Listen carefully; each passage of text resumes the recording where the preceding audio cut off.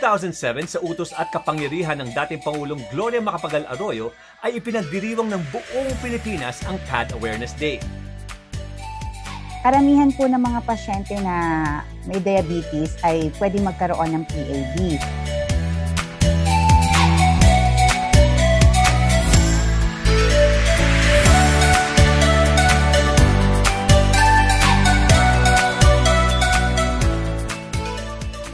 Hello?